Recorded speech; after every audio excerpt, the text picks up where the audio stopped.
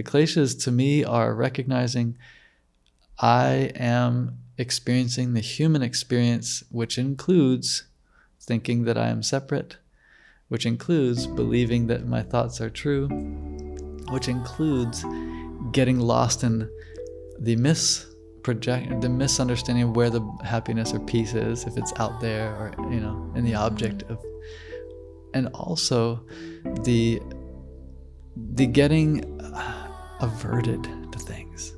Oh, he did this to me. He shouldn't have done that, And then once we have established our personality around all of these, push and pull, we become very dearly attached to that personality. And that's when abhinivesha, so finally the fear of loss, fear of not existing as we believed we existed, becomes more and more obvious.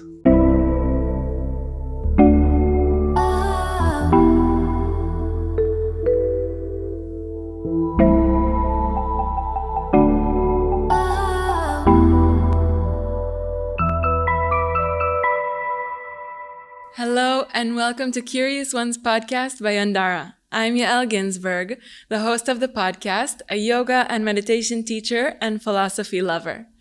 Each week you will hear eye-opening interviews with the different teachers of the Yandara Yoga Institute, located in beautiful Baja, Mexico, along with other teachers that pass through here. This life-changing knowledge shared through authentic, heartfelt communication will help you live a happier, more fulfilled, and connected life. Let's dive in. I have Christopher Perkins back with me here for the third time. Christopher, just as a reminder to those who are just joining our podcast, is the co-founder of Yandara and one of the lead teachers here. And he's just full of knowledge. We have so much to talk about. So today we chose a topic that's very interesting and very relevant to anybody, and very relevant to day-to-day life and the internal struggles that we go through. The topic is the Kleshas, which are the obstructions that we have during our day, the fundamental obstructions to consciousness. So just before we start, I'm gonna mention that if you like what we speak about, if you find something that resonates, please share with a friend, with a loved one, share with me and Christopher. We love to hear about it. And yeah, just let us know how it resonates with you. We'd love to hear from anybody who's listening. So without further ado, welcome to the podcast, Christopher. Thank you. Yeah, thank you. It's really nice to be back. This is probably one of the most important topics, I think, that can come up in anybody's journey towards happiness, freedom, peace, whatever you want to call that ideal human capacity or birthright. You described it beautifully. There are different words that people use, and I want to zoom out a little bit for a moment to look at why someone would be interested particularly in this set of teachings.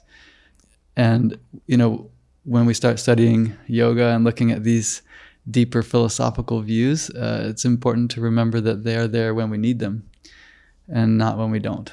So if we look at these as touchstones for when we feel lost or feel uncentered or unsure about what the next step might be, then we can create space for being kind in the world and being responsible and effective in our communities. Yeah. So the way I look at them is like a fallback position. If there's a struggle or a sense of lack of fulfillment, then we start diving in. So I don't want at any point these philosophical views to be taken as something like a rule or something like an add-on that we have to carry around and burden ourselves with these judgments on what we may or may not be successful in terms of perfecting these teachings. How I see it is that it's really a way for us to kind of explain our human experience. We all experience these feelings. We'll get into it in a moment of what causes these feelings in us and what we can really do about it and what does it mean even. But I think that we all experience that even if it's not like a big moment of struggle, even in small moments that it happens throughout the day, throughout the week, certain interactions that we have with people. So I think for me, it's a lot about kind of understanding what's happening in these moments. And then by understanding that, you can navigate it in a better way. Absolutely. That's exactly the way I would offer these as tools. Yeah. So setting a bit of context, we have the Yoga Sutras, which present as one of the foundational backdrops for the yogic path, or this unfolding of human potential. So the Yoga Sutras lead us in through description of yoga, through the first book, first chapter, Samadhi Pada. Then it gets us into the Sadhana Pada, which is the second chapter of practice and technique and application. And that's where we're going to find these Kleshas. They're embedded in the beginning of the second chapter, actually. So they lay out the hindrances, you might say, the obstacles. They're described often as colorations to the experience of pure peace. So if you have innately pure peace and you start sprinkling dust or colored chalk or dripping maybe food coloring or something like that, would start to expand out and distort the purity of that experience. So the Kleshas can be seen as the reasons or the manifestations of coloration or distortion of that pure peace. So that's a pretty lofty concept, pure peace. Like, what does that even look like? But all of us have had moments where we don't even register them because they're not memorable. We're not in memory. We're not trying to gather it. We just simply feel ease.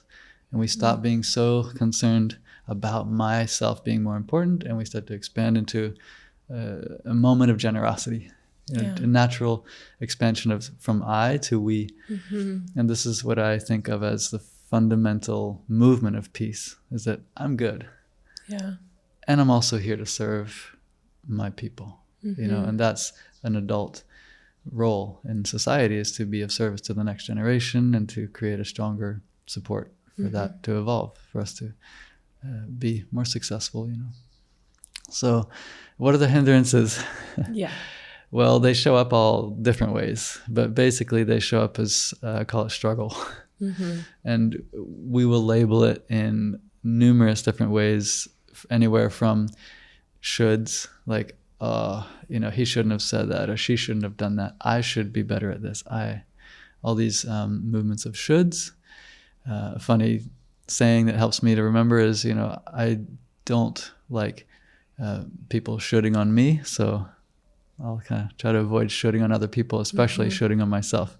So this whole world of struggle manifests in statements like that. And you can listen, and we can become mindful of those moments and then recognize, okay, I must be experiencing one of the Kleshas. I must be veiled particularly. It's the causes of suffering, right? It's the different causes that we suffer from. Exactly. And you can look at it in two ways. Either the obscurations or distortions from peace, or the causes of suffering. So you can go in both directions, describe it as what you're missing or what you're involving yourself in contrast. Something that is happening and something that isn't happening. Exactly. So what is happening? Suffering. What's not happening? Peace. Or what is happening? I'm having these thoughts, or something is happening with a person or something like that. Totally. What isn't happening? I don't have a job that I like. Okay. So now we're getting into the actual Kleshas. You're talking about Raga and Dvesha. Okay. So these polarities will show up here in a few minutes. And before we even talk about the specifics, just the function of Klesha, the overarching concept is that we are describing it as what we're missing in that moment, which is pure peace, abundance, true self, knowledge of our nature. What we're experiencing is struggle, disconnection, disappointment, doubts, fears, hesitation, over exaggerated attachments, things like that. So that's how we talk about Klesha in general, is either what we're involved in, and what and because of that, what we're missing. And if you think of it as like back in the old days, there used to be like a radio knob that you would turn, and in order to hear one station, you'd have to let go of that what you were previously listening to tune in to the other one. Right. Nowadays, we have background running apps and multiple screen, split screen pages open, folders back, everything going on at once. So it's a little bit simpler in this concept of it's pretty direct. If we're involved in this, we won't be involved in that, basically. And, was that, and neither twain shall meet or something like that, So it's almost like you can only see one side of the coin at a time. Yeah, you can't experience, I've heard the Dalai Lama say this, you can't experience suffering and gratitude at the same time. Exactly, perfect. Yeah, so these are important to recognize that when we're involved with the Klesha experience, which is I am the obstacle, basically, I'm identified with the obscurations, the obstacles, the roots of suffering, then I have simply missed an experience of my true nature, which is the peace, the ease, and all that. So, and we'll look at now as a model, the Kleshas can be seen like a tree. So the Kleshas show up as moving from our innate nature, which is open field, spacious, clear, to being lost in a forest of obstacles, basically. And so it starts with the trunk, basically, starting to grow out of the ground. And that ground, or that ground of being, the pure presence, spaciousness, is our nature. And out of our nature we arise as a fluctuation. The fluctuations, or the vrittis in the mind, are described earlier on in the sutras. But now we're getting to the specifics of... First sutra. Exactly, the very first sutra we talk about what is, So the chitti... the chitta and the vrittis, the movements of the mind, show up now in this form, and they show up in stages of distancing ourselves from that original field. They start with this. So avidya. We'll start with avidya. So avidya is the trunk of the tree, basically the reason that all the branches of suffering show up. And we are generally fairly busy in our lives. We're doing our thing. We're actively engaging in all the outside experiences. So avidya will become almost something we don't talk about very much because it's so subtle. And that is? Vidya simply means misidentification, or I would say misperception, to be more accurate. Misperception, which means that I perceive what's not actually the case. That happens so often. Well, you could describe it as the reason for all of the activity of the mind, basically, like the activity meaning the movements of wanting and pushing and negotiating and all the stuff. Because if I'm the ocean and I have waves, that's not a problem. But if I forget that I am ocean and I think I'm just a wave, now we have avidya. So avidya is, I think I'm the wave, and I've forgotten that I'm the ocean. So essentially we are ocean and wave, but without the full context, we start to experience suffering. It's kind of focusing on the detail and not seeing the big picture. Exactly. Yeah, you could say the detail. What's the detail? The me, the little me show. The character that plays out. And now we get into, so we're going to not spend so much time on this first one because it's so subtle for most people. It doesn't actually land in daily life, because how do you just remember your nature and embrace all of the movements of daily life as waves on the ocean? Like that would be a pretty big leap for many of us. So we know that we are lost in avidya because of the branches, or the rest of the four kleshas. Okay, so now we're going to talk about how they show up. They show up as so I don't know who I am. And particularly, I think I know who I am. And that's where we get asmita. So asmita is the I think I do this. So I am this, I am that. And it starts identifying with the wave the experience of the uniqueness, which absolutely exists. We function as a unique and dynamic, playful character. And that could be positive as well. Oh, totally. Yeah. In fact, there's no need to judge it whatsoever, negative or positive. It's just an opportunity. We have, like the ocean, you wouldn't say, oh, it's bad that there are ripples on the ocean. They're just a natural response of the characteristics of the wind, the movements of the moon, you know, whatever the cycles are manifesting like that. So it's just part of the show is, you know, as existing will mean there's a unique expression of something. And that's when we start to be us. And so asmita is, not only am I just existing as unique, but I believe that is the fundamental truth. And now we start to realize what suffering is based on. That I think that I'm only this unique expression. As opposed to? The universal expression, or the non-dual, which is the ocean, the oneness, which includes the unique me. And yet it's simply and always has been a manifestation of the universal. Yeah. So, yes. Before you continue, I think that's very relevant even to people who aren't spiritual or don't necessarily see the world as based on energy movement.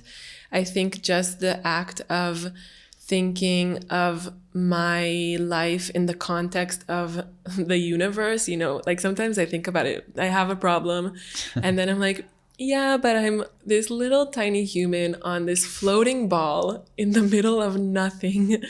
And when you think about it in that context, it's like completely different. Yeah. That's a brilliant working with the mind. It's a perfect example of how we can start unraveling that tight identity. Yeah. Putting it in context. Yeah. It's perfect. Which is the ultimate aim of yoga, which is to contextualize the human experience. Put it back into context here. So you're using the knowledge of the expanse. Science, Exactly. The study of the cosmos. And so doing that, we can easily antidote that kind of limited, tight grip. And then we're working with the mind and addressing those thoughts that might loop into making my experience somehow so big that I forget who I actually am, which is much, much bigger. So we talked about avidya. So avidya is the I don't know what I am because I've forgotten. I'm lost in the activity of the senses, the body experience, all the dynamic objects of the out there of my senses, the expectations, the memory experience. There's so many things that are creating a world that wrap around the Christopher show. And that becomes more important than the source remembrance, rather than equally important. Both are equally important. So now avidya is the root. Remember, that's the trunk. Asmita is the eye. And these are already, we're going into the kleshas, right? This is the first klesha is avidya. Avidya, yes. Okay, second klesha. Asmita. Asmita. Asmita is like, I am the one. So it's based on belief in thought. And actually taking thought as the source of perception. Thought being, I am this, I am that. We're taught at a very young age, I am Christopher, I am Yael, you know, so we start learning and gathering lots of thoughts or beliefs that we can base our existence on, and taking that as truth, and that those are the sources of perception rather than the ocean and its deep well of infinite truth and knowledge. So do you mean believing the thoughts that we have, or or is it the limiting beliefs that we take on throughout our life? You know, of course, the limiting beliefs are the ones that will cause us suffering. But it could be as simple as, I am Christopher. So it's not like a major issue until you recognize that usually people then subconsciously say, I am only Christopher. Yeah. I am just the Christopher show. And if this gets threatened, well, you know, then what? So it could be a very inert type of thought. And yet it can be something that we identify and hold dearly as the source of truth. Like, I am Christopher. So the literal translation of asmita is? Asmita is ego like, I'd say the cleanest is source thinking, like thinking that thinking is source, basically, like that thinking is true, that the thoughts become, that I become the thoughts. It's like identifying with, so asmita, the I maker, and every thought will basically start with ourselves. You have to remember we're the most important character in our movie. And so the I then generates a concept about I. And so asmita means the I thinking, which takes our attention, and we create a story about it. So seeing ourselves as individual rather than Yes. connected to everything else. As well, exactly. Yeah. So, and actually now we can start to get into more specifics when we look at raga. So raga, this is oh boy, that thought was, yummy. The third klesha. The third klesha, exactly. So now that we've identified ourselves as this limited being and the thoughts that come out of the limited experience as truth, which they're not, we have taken them as truth, then we start to choose which ones we prefer and which ones we do not prefer. In fact, the ones that we reject. So we have raga and devesha, so 3 and 4. They're pairs. They're a perfect pair of opposites. So attachment and aversion, the clinging and the pushing. And these are what we referred to earlier as the vrittis, the movements in the mind. So in the first Yoga Sutra, Yoga Chitta Vritti Nirodha, that means that the union will arise when the movements of mind cease. So the movements are based on these kleshas, which is, I want more of that, and I don't want to involve myself in that. I don't want to feel that. I don't want to experience that. And these are all based on memory. So it's a time thing, even though time doesn't really hold up under investigation. We experience ourselves in a linear way based on memories. We stack them up and call it our history. Yeah. And so when we look into our own attachments, we can easily track them back to moments where we've experienced pleasure. And these pleasure moments are glimpses of the divine, of the Purusha, of the spirit, of that taste of freedom. The purity that you were talking about. Exactly, yeah. And so that purity, it's an inborn goodness, so it comes through in feelings of bliss, ananda, this blissful knowledge of, I'm full of that, But it doesn't have to be so yogic. It can be something like, feeling really relaxed at grandma's house, like just at home with my puppy snuggling up to me. And these memories happen as little stamps in our subconscious mind. So we have these layers of memory that we don't think as a memory. We actually just experience it as a movement until we can investigate through practice and find out what that original belief is. We just experience it as, oh, I like dogs.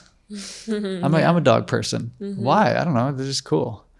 But actually, when I check, it's because, when I was younger and I was having a little bit of separation anxiety because my parents went away and they left me at my grandma's. She has a dog.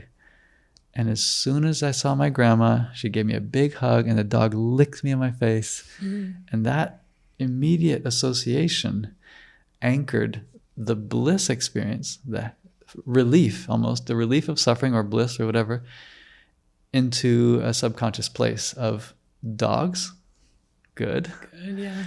Grandma, good. Elderly, good. Females, good. All these things start to add up as beliefs to our personalities traits. So then later on in life, someone says, hey, are you a cat person or a dog person?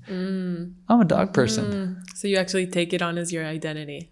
That's asmita, yes. So asmita builds and builds these identities based on thought and experience so that later on in life we gain attractions, which become obsessions, which become attachments, which become total dedications to. And then at that point, we become excessively attached. So defending at all cost. And taking something as true. Exactly. That's fact, yeah. And exactly the truth that we perceive is that dogs equal my happiness. That dogs will be the answer to my sadness. That dogs will be the answer to my disappointment or whatever like that. Yeah. And that dog in particular. So we get extremely attached to that dog.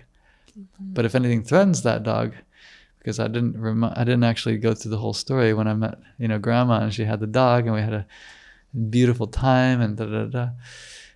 There was another, a cat that kept coming in and attacking the dog. And the dog would get very scared and run away, and then I wouldn't have my companion. And later on, 20 years later, I meet a person, we have a nice connection, we go to have a dinner, and they invite me back to their place. They have a cat. They have a cat. Done. Yeah. Swipe left. Not gonna work. We have no idea why. So we have Dvesha starting to wake up out of Raga. So Raga is the attachment, and Dvesha, like I said, they're inextricably connected, because if I get very attached to one thing based on the bliss that it represented from the past, and in that moment I have to remind our viewers as well that in that moment of recognizing bliss or happiness or fulfillment or contentment, love, peace, we weren't in contact with ourselves. We didn't know our true nature. So we equated that moment of peace connection with the objects around us. And therein lies the misperception. So we're already lost in avidya in that moment, thinking that the dog is what brought me comfort. In a way, it did bring comfort, though. It brought comfort to the temporary version of the personality, absolutely. But the unfortunate part is that we didn't associate that moment to the source of peace. We associate it to the object that was... Now, this is a very interesting concept, but I can use an analogy that will help. Shopping.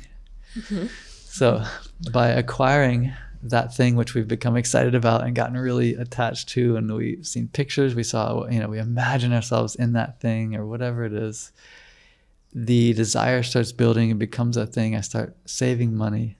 All this energy is built up, and ultimately we purchase it.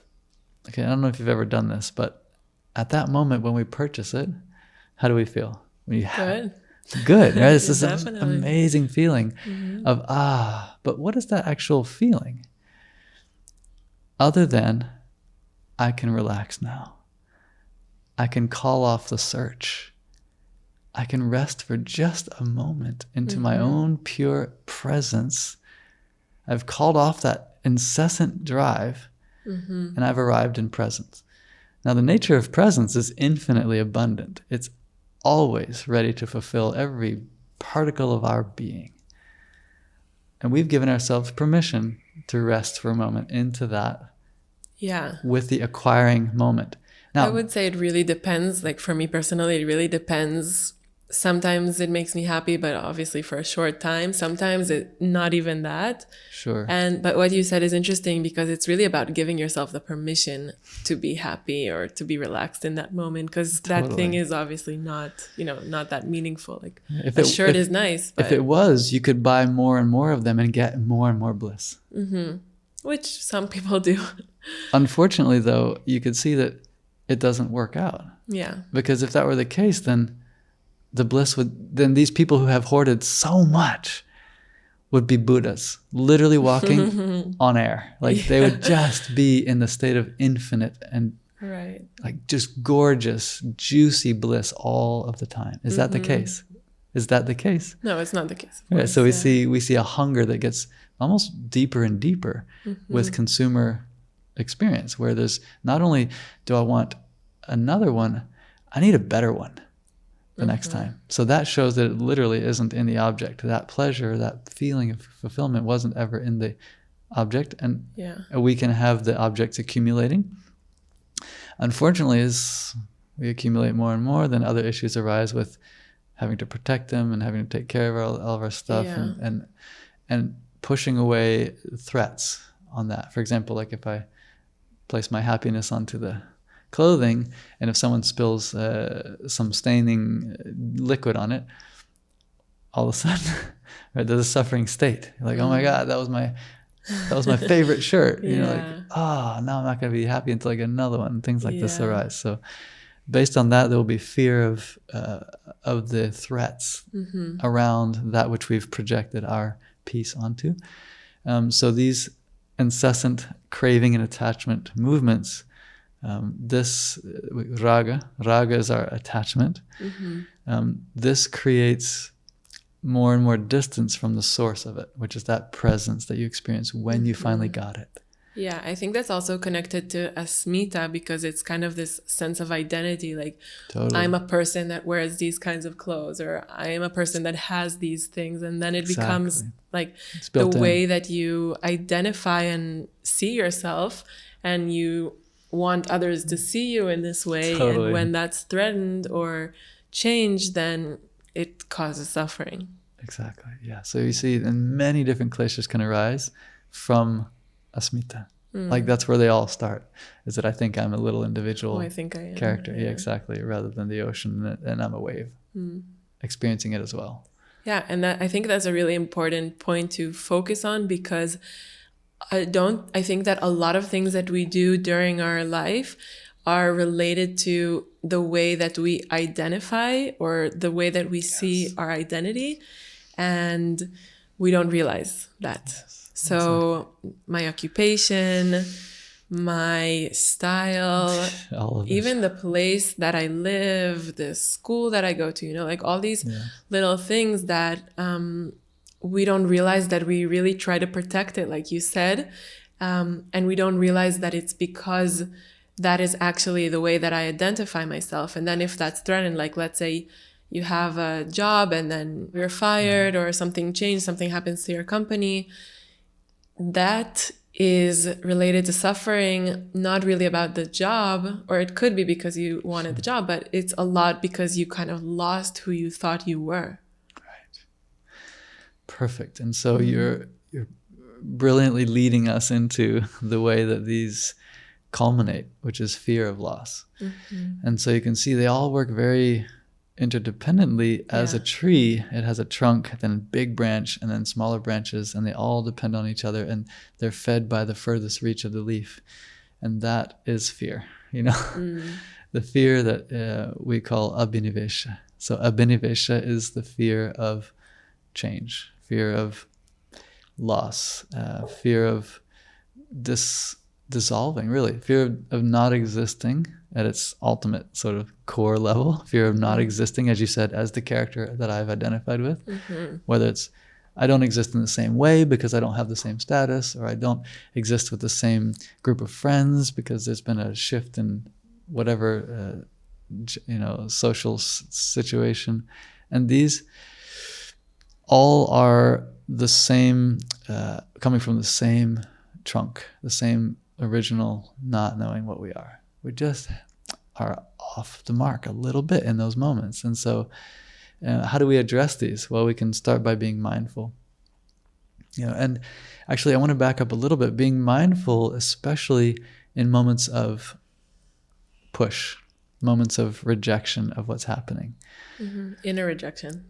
Exactly. And we didn't talk a lot about what is dvesha. So dvesha is the resistance to recognizing what's going on. I don't want to feel that discomfort. I'm going to kind of just entertain myself for a little while doing something else, get distracted by this, distracted by that, do anything. In this day and age, we have entertainment at our fingertips. So not a lot of boredom going on, right? And boredom was almost part of life, you could say, before handheld entertainment. Because as soon as you left the house where the electricity was, you're on your own, It's kind of you and the silence. And so our ability to be lost in dvesha, which is that avoidance of discomfort, has gone through the roof.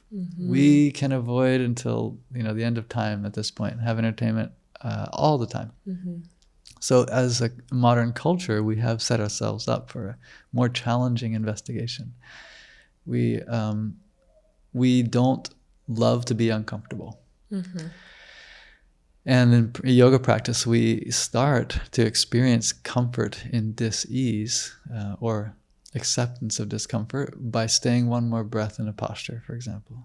That one breath that we wouldn't have stayed because it's a little uncomfortable is where we start to strengthen our nervous system's ability to be with the discomfort. Oh, interesting. And so we have teachers to hold us to that, and they say, come on, one more breath here. We wouldn't do it on our own, unless we're like really into our practice. We know the benefits of that little push. So we start to, in a physical form, so this is the most gross form, the most obvious form of our individual existence is the physical body. And so that's a great way to start, getting into the physical practice, discipline, staying a little longer. I've taken lots of steps towards being in uncomfortable situations physically through Vision Quest work, through walking barefoot to... Hey, I'm quickly interrupting the episode to extend an invitation. If you are interested in deepening into any of the subjects we talk about on the podcast, we offer many different experiences on our beautiful grounds here in Baja, Mexico. From 9-day modules such as sound healing and yoga nidra to breath and meditation, as well as 200 or 300-hour yoga teacher trainings and many different shorter retreats. Check out our website, yandara.com, to see all the information about the different experiences. Let's get back to the episode. Maybe you can explain about Vision Quest, because that's Sure. big topic, and I was just thinking about that because it's also involved with being bored. It's totally all about making friends with boredom. Okay, go ahead. My life basically revolves around that concept of what is behind boredom, because boredom is a wish that it wasn't like this.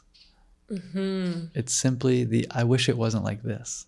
Yes. What is this? Well, it's like this. Whatever it is, it's like this. And so I don't want it to be like this. I'd rather something else be happening. And that's called boredom, which at its root is fundamentally our downfall. Like that is where we lose sight, is when we can't be okay with the fundamental existence of our being, which at all levels will present opportunities for coming home. So it could be the bliss of being here. It could be the bliss of love and connection.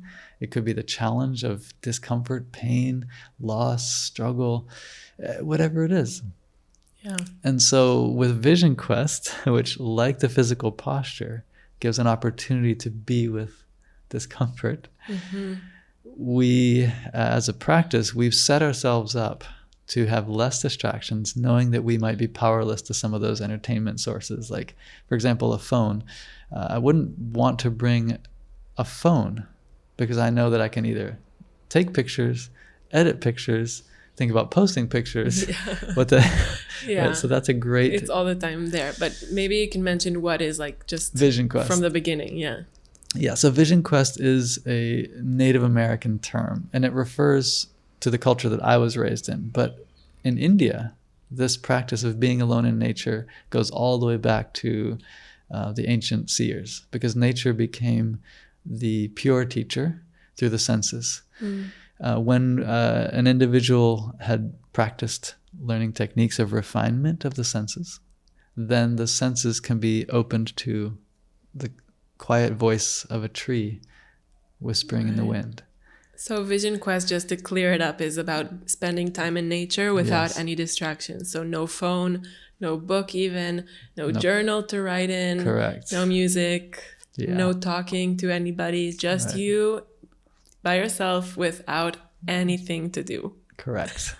Ideally, not even having clothing. And if it's healthy, not having food. Right. If it's appropriate, not having shelter. If, in some extremes situations, within reason, not having sleep.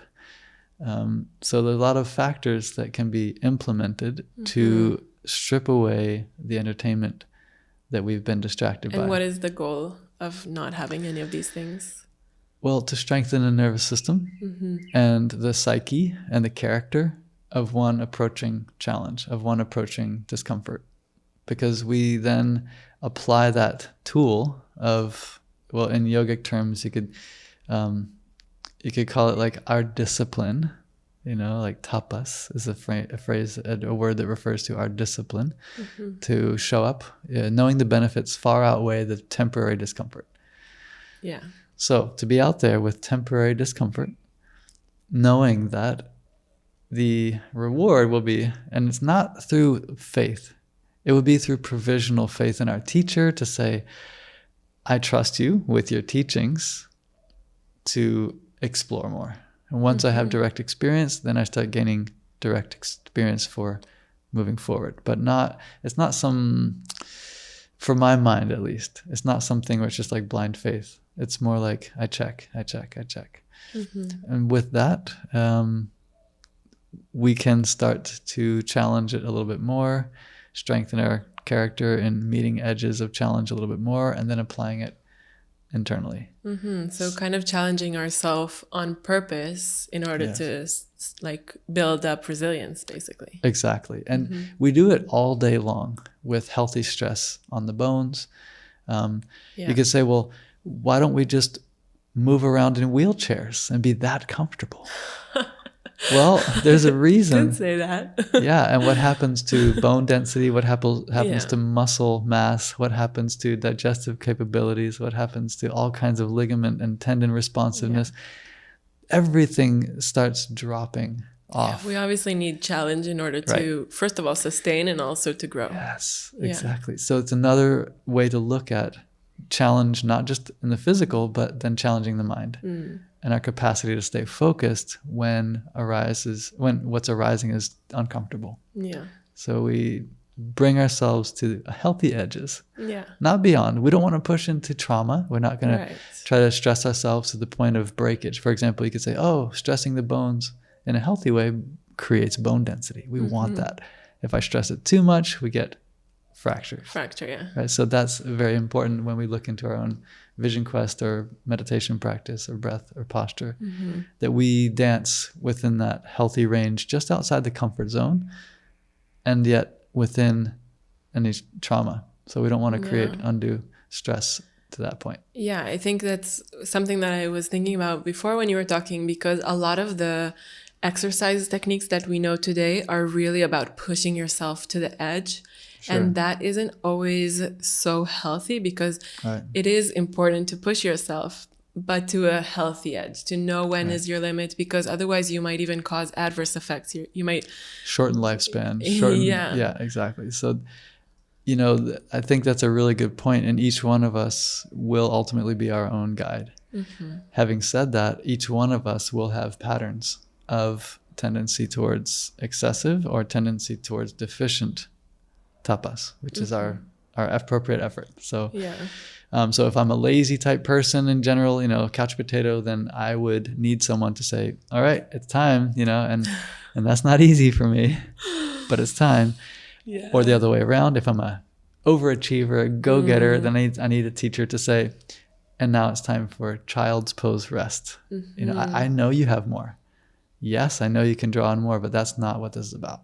Yeah, so it's an interesting point, because it's not always that we can really regulate ourselves. Sometimes we need an external force to do that with us.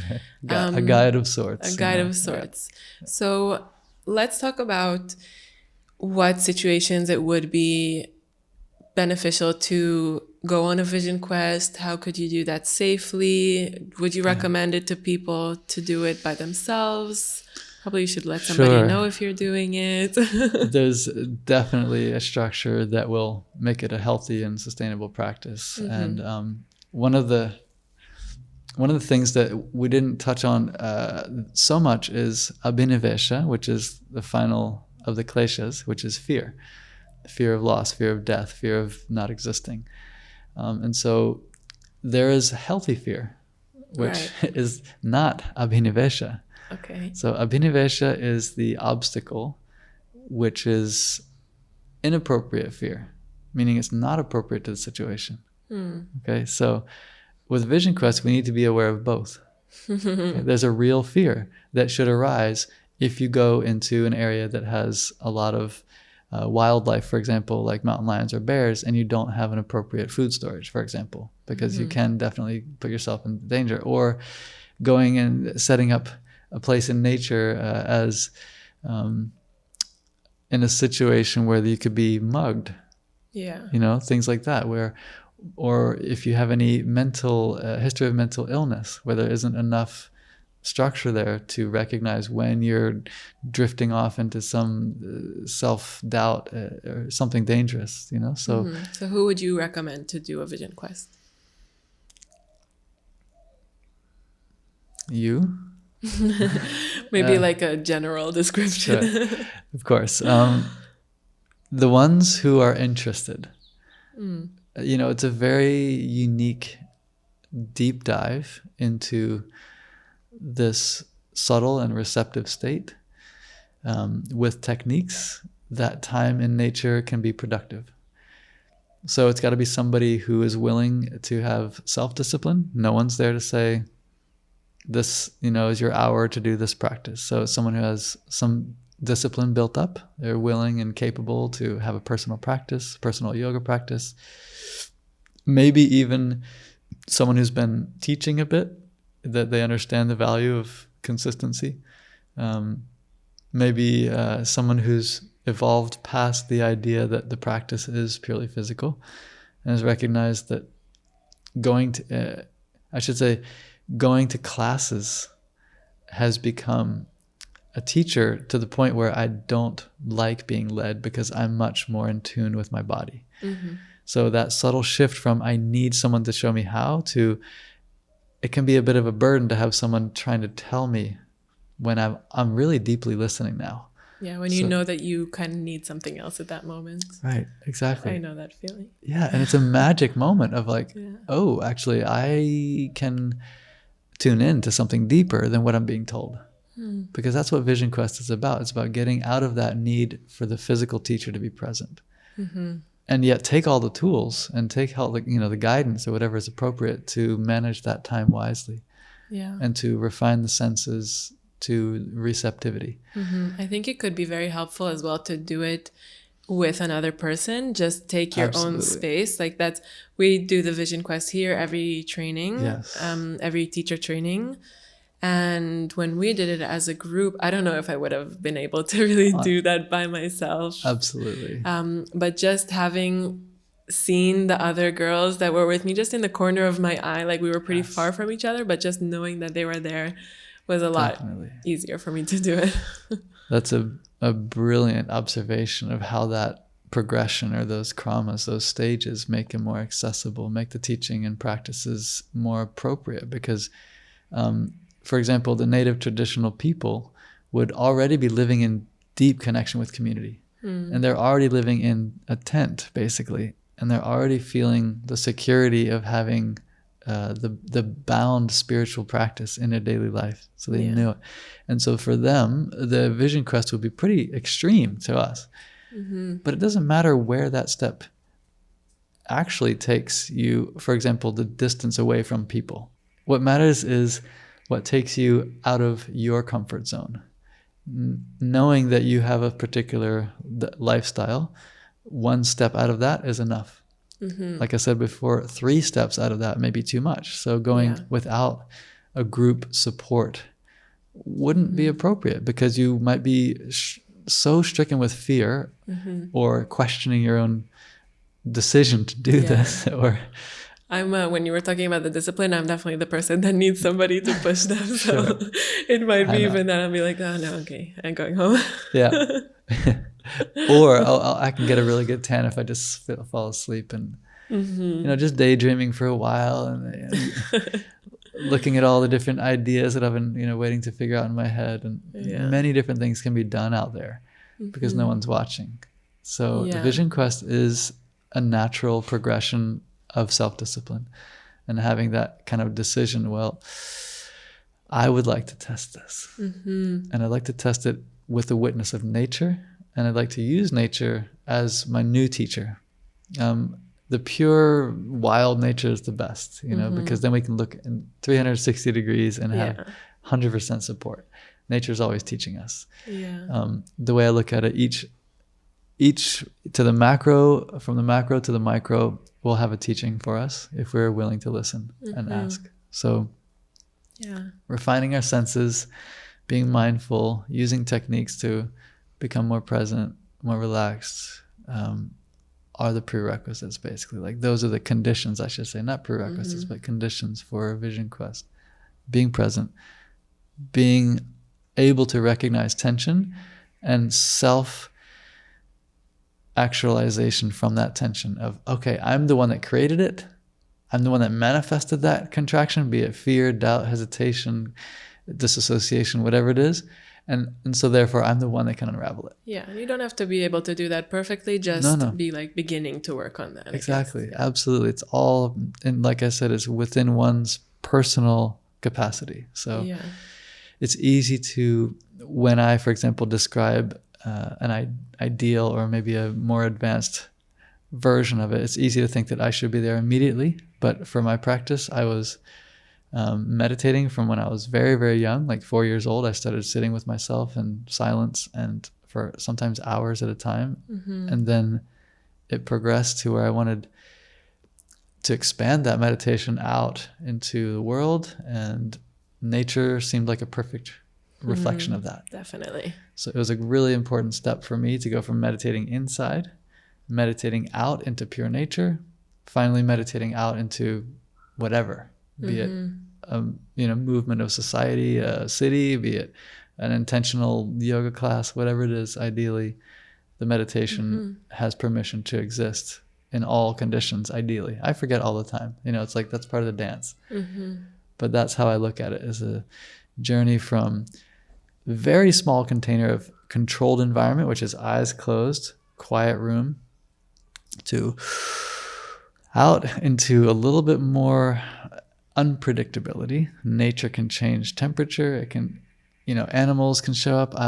It sounds, sometimes it's very beautiful to be in nature. But my vision quests were biting flies, mosquitoes, rain, sore butt, Yeah, it's very challenging when you're sitting all day without any entertainment, which is so like we don't even notice how often we reach for entertainment. I would say maybe even 100% of the day, unless you take specific time out from that.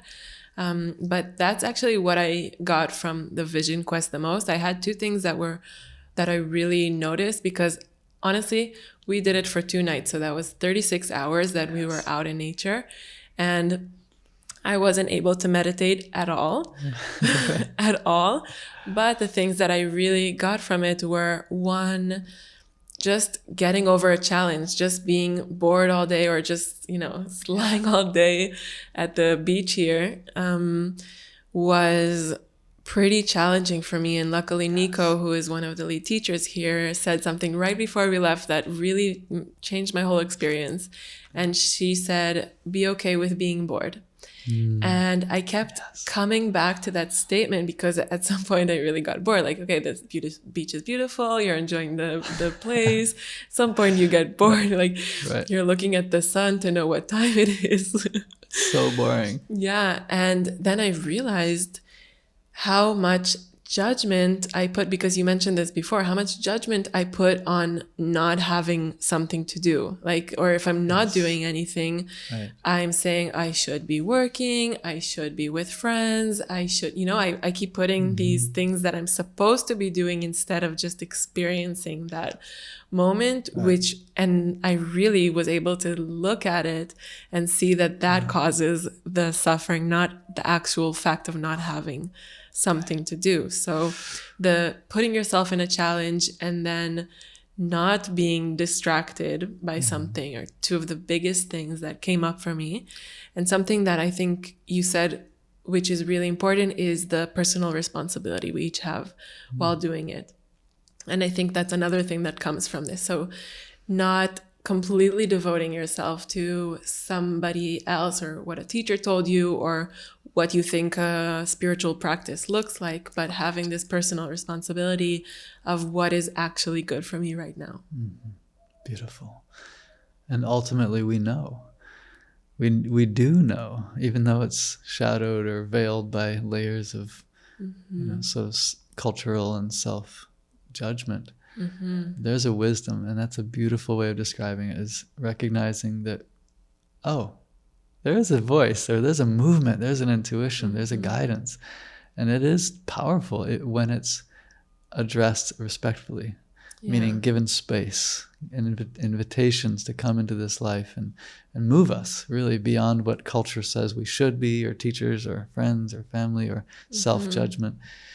To me, this is the magic of yoga. It's awakening us from the delusion of limitation.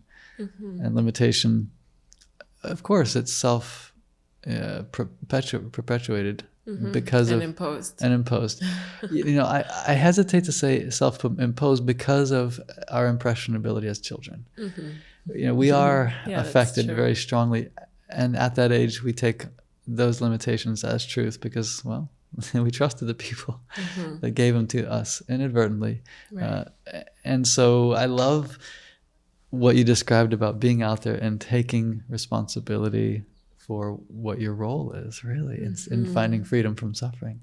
Yeah. It's amazing when we can see that we're the ones we've been waiting for to unlock that next version of freedom. And so I want to circle back to the kleshas because so when we're out there, really we get the magnifying glass to put on our klesha experience, which is the suffering, the distance, the obscurations, the coloring of our pure peace.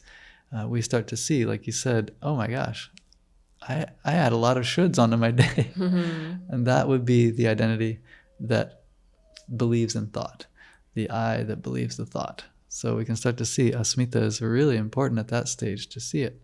Oh, that's the one that thinks it's right. And we just simply label it. And so that's when I was talking about mindfulness and what do we do with these kleshas? Well, first we recognize that in a very humble way, we're doing our best to make sense of all this magnificence and challenge and struggle.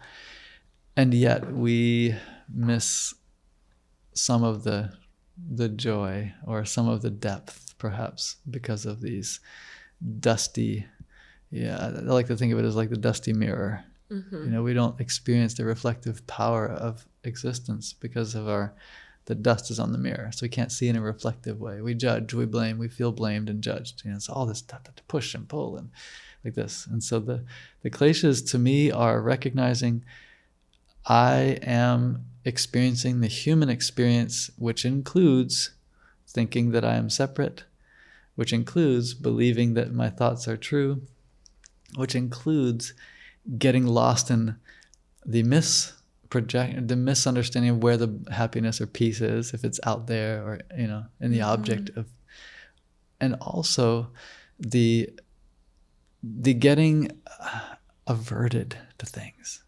Oh, he did this to me, he shouldn't have done that, and then once we have established our personality around all of these push and pull, we become very dearly attached to that personality. And that's when abhinivesha, so finally the fear of loss, fear of not existing as we believed we existed, becomes more and more obvious, because we start to have maybe anxiety, we start to have these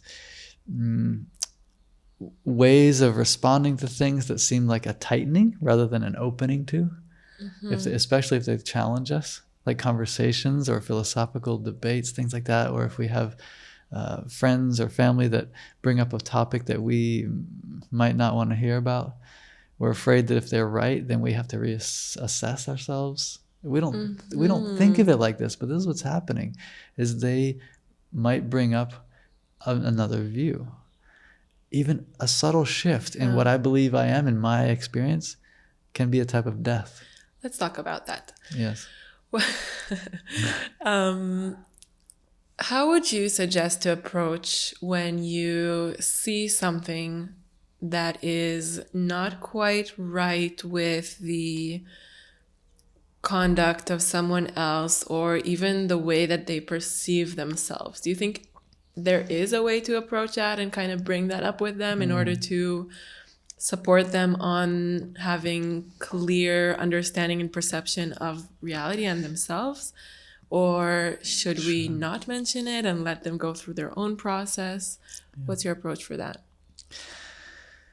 Well, you know, we have to recognize what's beneath that motivation, like what motivation is beneath it, first of all. So why do you want to change them in this situation? Is it because if they continue that way, then I suffer? Then that's a sort of an idea that I don't want to deal with my suffering anymore, and I want them to be the solution. Which I would say is not a bad reason. Yeah, it's very normal, right? Yeah. Like it's if I fix them, then I won't suffer anymore, Yeah, right? I would say that's valid. Yeah. Right. Like, for example, you could say in a relationship, like, you know, all I'm asking is that he says he loves me, right? Then I won't feel insecure anymore. Yeah, right? I would say it's connected to I don't want to suffer anymore, or I don't want them to suffer anymore. Exactly. Yeah. I would say 99.99999% of our about motivations. ourselves. Exactly. Yeah. There will be a very, very sneaky, like a very, what do you say, like a elusive percentage of actual altruism that can be awakened in one's being. You think so? I think so.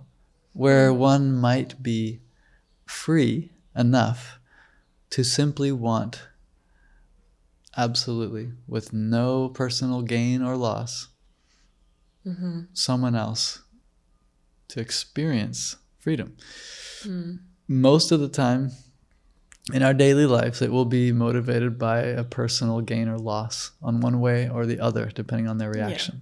So, for example, if I say, my partner, she's always lost in blaming me for things. I want to help her out of that. Well, of course, it affects us a lot. Oh, yes.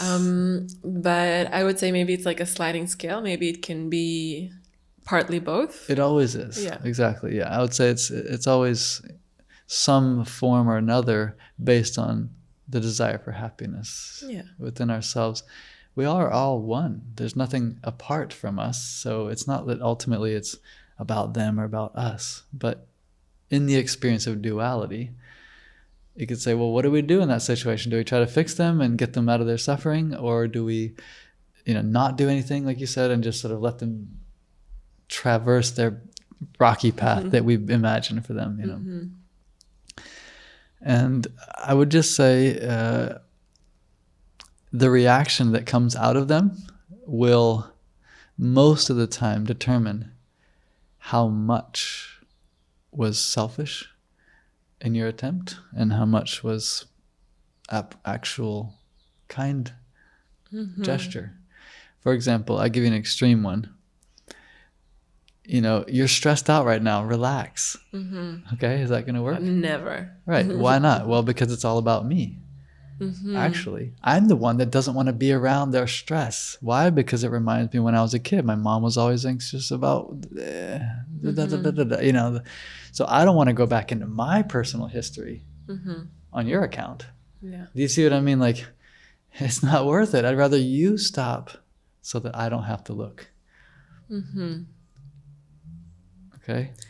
Yeah, I mean, I So can that's- definitely understand that. I'm just trying to think of different situations that are relevant. Yeah, sure. And I mean, even if that's the case, what we're trying to do is affect our personal suffering or even maybe suffering of people that we love because of that behavior. I think that also kind of goes in there. Sure. That's still, I see it as like a positive thing, it can be Well, good. well, let's say it again. You're stressed out. Relax.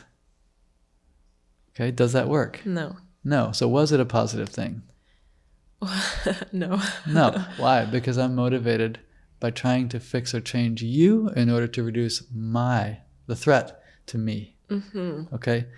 In that moment, regardless of how subtle you make that, there will be residual Yeah. misperception, projection, belief in something that's not actually the case. You're not going to get the result that you want. No, exactly. We're going to get a temporary feeling of, oh, I'm right and you're wrong. And then they're going to get defensive and you're going to say, yeah, see, that's why you're, the whole dance will start. You know? So I would say as a yogic practitioner, number one is why am I feeling so motivated to change them? What is actually happening here? What am I trying to avoid by getting them to be different? And how can I address with a kindness and a loving introspection that inner discord or that distance from my own true nature? And then we have some place to move from. If we have, like, I did this other discussion about what a inner child work session can look like, which is a very effective way to disengage from this belief in the thought that they should change for me to be finally at peace. And when we can take that attention that we were projecting onto them and place it internally with a bit more kindness and respect to the history that I have, then we can see, for example, the way the Dalai Lama or someone who we might be very inspired by, we'd see, that's how one would respond if they're not trying to avoid discomfort. If they're not trying which is the raga, the devesha is avoiding the discomfort within, my own unembraced pain. That is could be caused by somebody else's behavior, but it's still my own experience. It wouldn't necessarily be caused by someone else's behavior. It would be brought to light by someone else's behavior. And we have a choice in that moment to either reflect back out at them or to let the light of awareness seep in. And oh, wow. Okay, there is a pretty painful experience that was about 6 years of my life, for example, when I was between 6 and 10, or 6 and 12, when my brother and my dad were having a huge, fight, and it just wouldn't get over. And now I'm being confronted with this guy and my best friend fighting, and I just need them to stop fighting. Okay?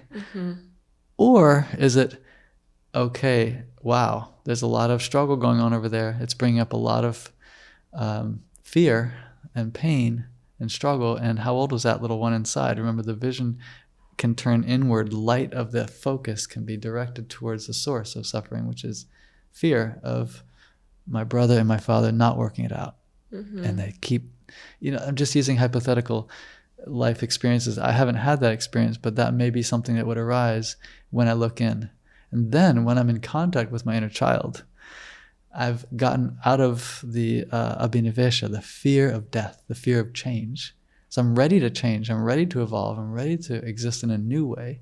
And I can look at that situation and respond much more appropriately. So those two people who are stressed, or that person who's stressed out or arguing, I will just naturally see them rather than the preferred outcome, which is my judgment on the situation of how I wish it would be different. So I wish it would be different.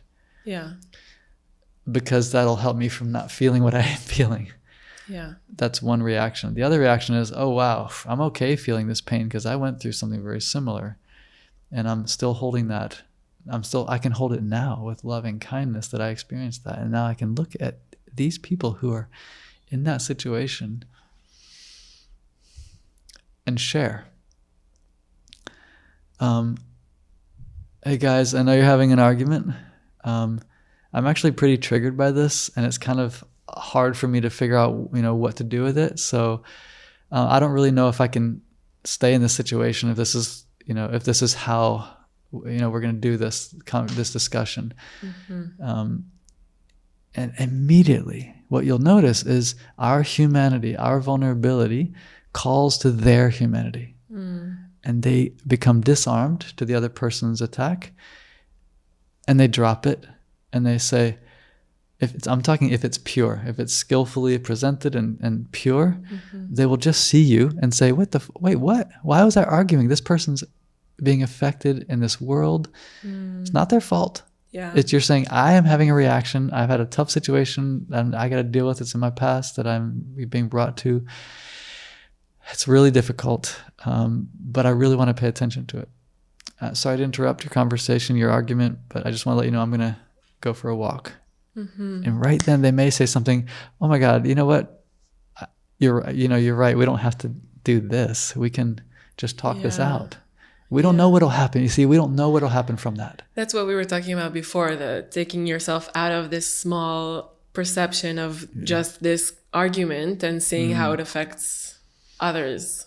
So we can't expect them to come out of their argument. What we're doing is taking ourselves, and I'm using this as a third person thing because it's even more challenging when you're the one arguing. So we're going to start with the easy situation where we're perceiving an argument, okay, and wanting to change them. Yeah. Of course, if it turns towards us, then the ante is up. Then it becomes much harder. Right, much harder. So we're starting in baby steps. Yeah. So can we at least see that watching an argument brings something up in me? And by me trying to tell them, guys, stop arguing. This is ridiculous. You shouldn't be arguing. We're telling them what to do because I'm trying to get out of my own pain here.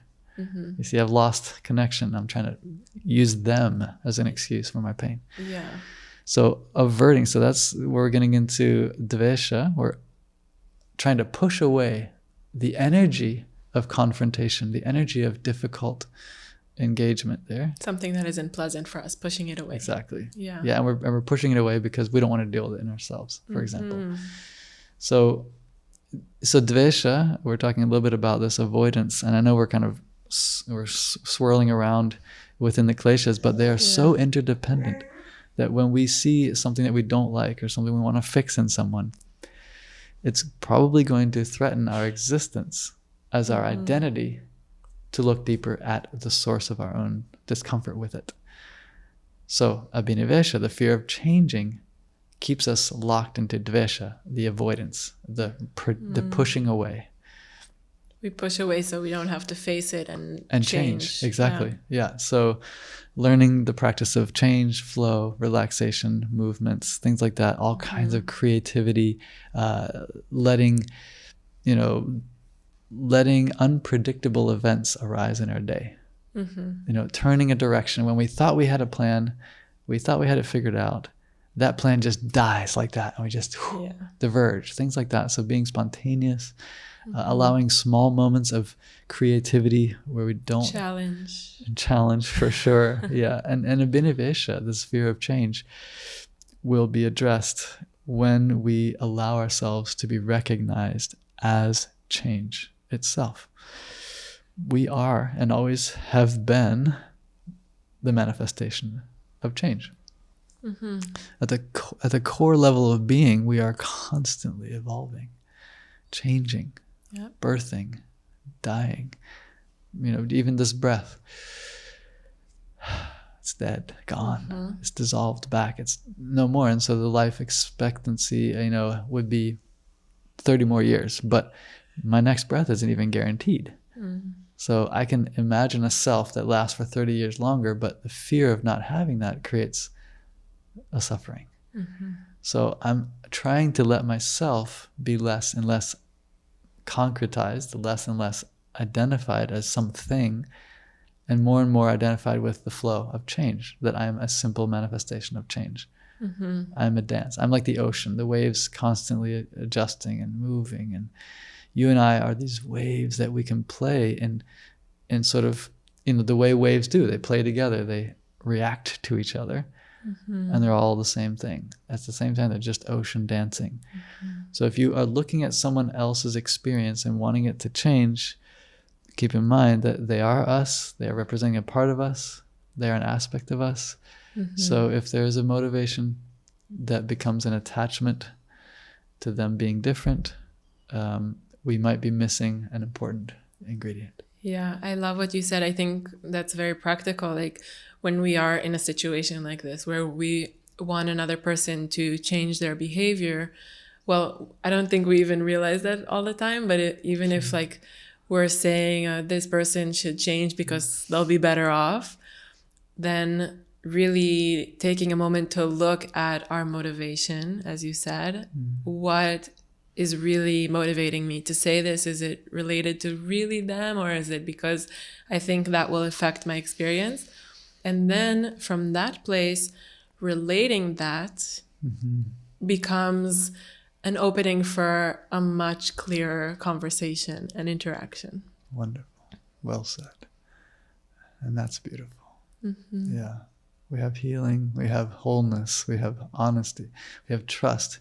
We create a community, we create potential by letting someone into our experience of vulnerability, of change, of interest. Yeah. You know, I'm interested in evolving. I'm interested in what's here. Yeah. And curiously looking at the situation together, not pointing any fingers, because when we blame somebody, immediately they put up these walls and become defensive. Right. But when you approach a situation, and I'm not saying that I'm always perfect at this, this is definitely work in progress. Work in progress. Yeah, that's what we are.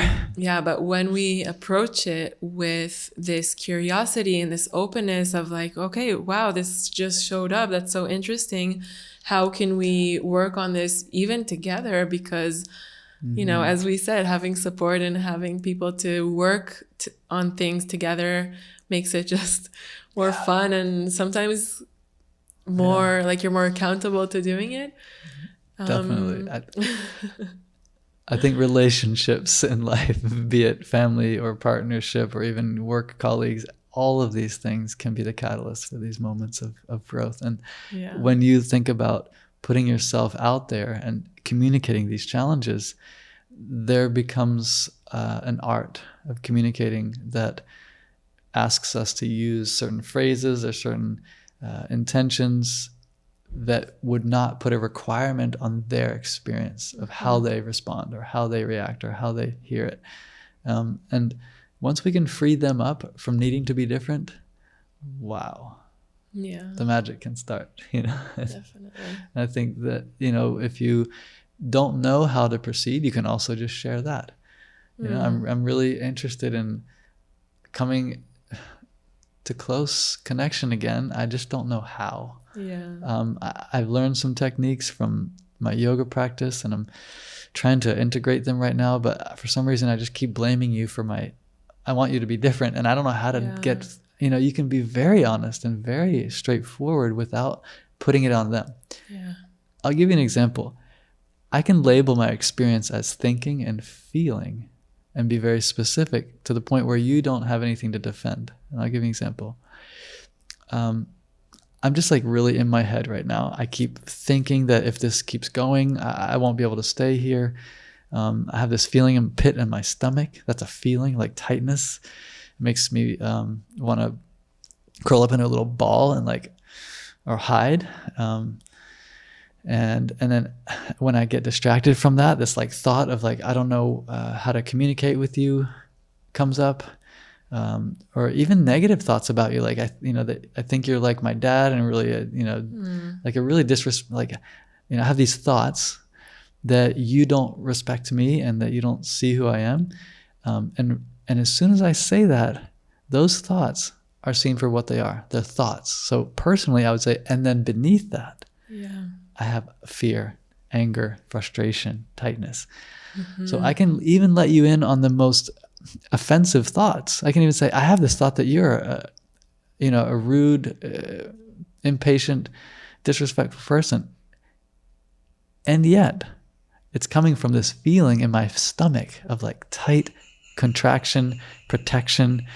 It reminds me of when I was his inner child, 7 years old, and my blah, blah, blah partner, or my mother, father, brother, whatever, classmate, teacher, put me in this. See, so our invitation to let people in without demanding, expecting, even asking them to stay and listen, even expecting them to want to hear more, can become a subtle dependent, into a sort of a codependent thing. So, I'm talking about daily life relationship engagements, knowing that the Kleshas are what were behind the whole thing in the beginning. If we can recognize our true self, we have freedom to let the human experience happen without putting dependent requirements or expectations or demands or anything on someone else. All these blockages of our true self, all the Yes. things that we put on ourselves that cause these sufferings. Yeah, because we're one ocean. And if I don't know that, then I'll recognize it through all the other kleshas. See, so the avidya, the root cause, won't show up as like, oh, I forgot that we're one. We don't do that. We think what we do is we blame and project and judge. So if we can recognize the judgment, the blame, the projection, the rejection, the attachment, all these things as the way home, that's the returning experience, is recognizing them as happening. I'm attached, I'm averted. Then the practice becomes something we can integrate into our daily life and really be mindful, which is kind of how I started early on to say, what is the solution? Mindfulness, watching, being responsible to our own. This is my experience. To my own experience, I have to be responsible.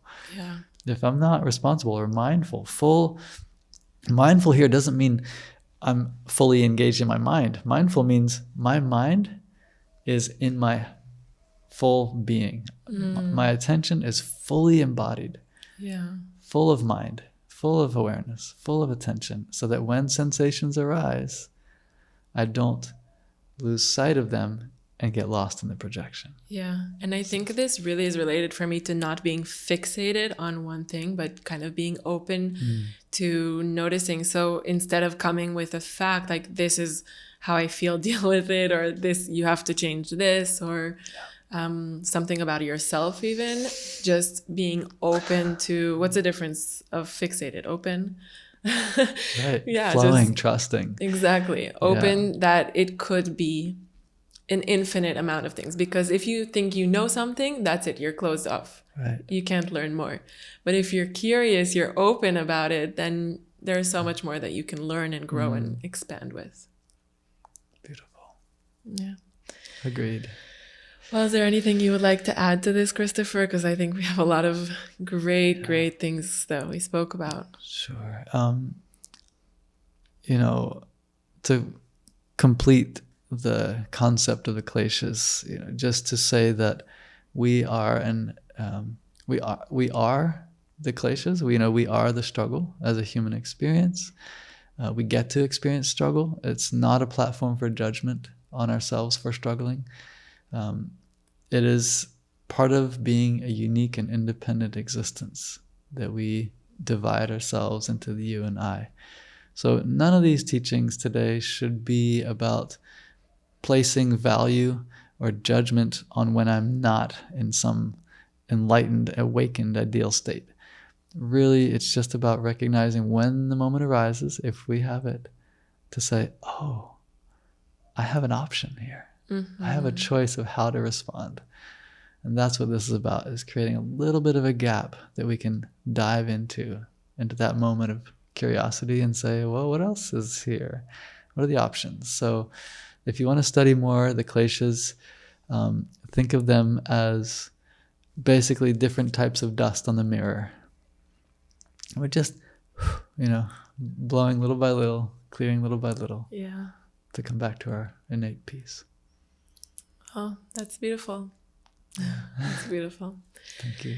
Just to close off the conversation, I'll ask you a question I always ask. Yes. What are you curious about right now? I would say I'm curious about how my unique expression in my daily life can become more and more integrated with the universal expression or the universal version of myself. So how that can inform my daily interactions more, and I'm curious how that will look. Yeah. Beautiful. I'm definitely curious about that too. Well, I'm all in, so we'll see what happens. Well, Christopher, thank you so much for this. I enjoyed this so much, and I can't wait for our next conversation. I agree. Thank you. Now, after this time to nurture your mind and your spirit, we invite you to take a moment to consider others. A kind wish might come to mind. Know that what we learn becomes more valuable when we apply it and share it with others. So share this episode on Instagram stories, tag Yandara and I, or share with a loved one so that more people can benefit from it. Our hope is that the search will lead you home to who you already are, to what was always there. We'll be back next week with more inspiration, honest conversation, and insight into the energetic world around us. Thank you for listening and watching.